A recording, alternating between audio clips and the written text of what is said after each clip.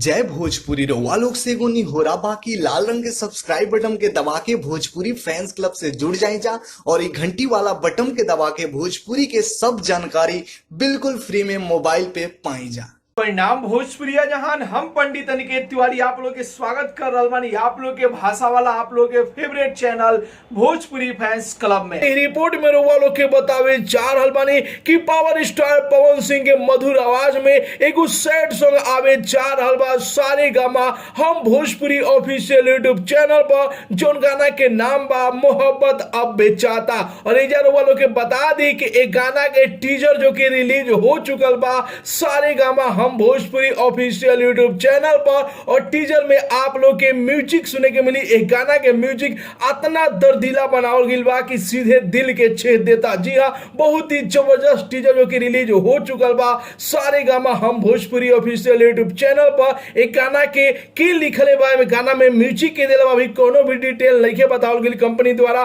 बस जो कि अचानक से जो कि टीजर डाल दिया गइल बा। और तब से पावर स्टार पवन सिंह के फैंस बेकरार बड़े कि आखिर कैसन गाना हो। आप लोग बता दी कि डायरेक्ट वीडियो सॉन्ग ही रिलीज हुई, क्या कि हम भोजपुरी पर वीडियो ही रिलीज होला तो डायरेक्ट वीडियो सॉन्ग आप लोग के देखे के मिली और बहुत जल्द देखे के मिली। क्या कि लिखल गइल बा कमिंग सून, यानी कि बहुत जल्द आप लोग के पावर स्टार पवन सिंह के एगो नया सैड सॉन्ग सुने के मिली और देखे के भी मिली, जो गाना के नाम बा मोहब्बत अब बेचाता। गाना के पोस्टर आप लोग देख ही रहल बा स्क्रीन पर। म्यूजिक सुने के बाद तो आप लोग चल जाइए सारे गामा हम भोजपुरी पर, ओजा आप लोग सुन सकलतानी जा। यदि आप लोग सुन ले बन जा तो आप लोग के म्यूजिक कैसा लागल बा और कितना लोग पावर स्टार पवन सिंह के नया गाना के इंतजार कर रहा बा, अपन राय जरूर ही कमेंट बॉक्स में बताई जा।